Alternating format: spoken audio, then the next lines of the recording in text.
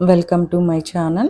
ఈరోజు ఎంతో టేస్టీగా ఉండే జున్ను ఎలా తయారు చేయాలో చూద్దాము. ఆల్రెడీ జున్ను తెలిసిన వాళ్ళు ఓకే, తెలియని వాళ్ళ కోసం మాత్రమే చెప్తున్నాను. ఇవి 1 లీటర్ దాకా పాలు తీసుకున్నాను. ఇవి మామూలు పాలు, ఒక సగం గ్లాసు, చిన్న గ్లాస్ తీసుకున్నా.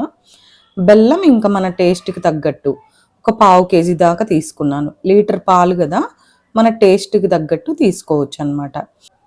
బెల్లం ఇలా తురుముకున్నదంతా ఈ పాలల్లో వేసుకోవాలన్నమాట. జున్ను పాలు, మామూలు పాలు, బెల్లం మొత్తం వేసుకొని కలుపుకోవాలన్నమాట.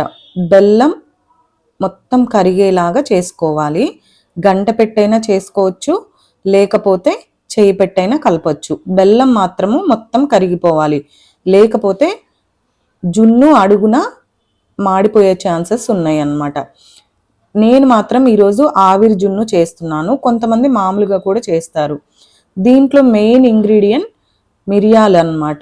కొంతమంది మిరియాలు ఇష్టపడతారు, కొంతమంది ఇష్టపడరు. నేను 10 మాత్రమే తీసుకొని పొడి చేసి పక్కన పెట్టుకున్నాను. కొంతమంది డ్రై జింజర్ అంటారు, లేకపోతే సొంటి అంటారు, అది కూడా వేసుకోవచ్చు. చాలా మంచిదన్నమాట. ఇవి వేసుకుంటే బాడీ పెయిన్స్ రావని చెప్పి అలా వేసుకుంటారనమాట. ఇప్పుడు బెల్లం మొత్తం కరిగిపోయింది కదా, ఇలా వేరే గిన్నెలోకి వడకట్టుకోవాలి. ఎందుకంటే బెల్లంలో ఏమన్నా చెత్త అలాంటివి ఉంటే పక్కకు వచ్చేస్తాయి. చూసారు కదా, ఇలా తీసేయాలన్నమాట. ఇప్పుడు మనం కుక్ చేయాలి అనుకునే గిన్నెలోకి పాలు తీసుకొని మిరియాల పొడి కూడా వేసుకొని ఇంకొకసారి కలుపుకొని ఒక పెద్ద గిన్నె తీసుకొని ఆ గిన్నెలో అడుగున వాటరు ఇలా స్టాండ్ పెట్టుకున్నాను. దాంట్లో సరిపడని అన్ని స్టాండ్ మునిగేలాగా వాటర్ పెట్టేసుకొని ఈ గిన్నె దీంట్లోకి దించుకోవాలి. జున్ను పాల మీద మూత పెట్టుకోవాలి. అలాగే మనం పెద్ద గిన్నె పెట్టాం కదా, దాని మీద కూడా ఒక మూత కవర్ అయ్యేలాగా పెట్టుకోవాలి. ఇప్పుడు ఒక 20 మినిట్స్ నుండి 30 మినిట్స్ దాకా మీడియం మంటలో పెట్టుకొని కుక్ చేసుకోవాలన్నమాట. 30 మినిట్స్ తర్వాత ఒక్కసారి చెక్ చేసుకుందాము. మరీ హై ఫ్లేమ్లో మాత్రం కుక్ చేసుకోవద్దు.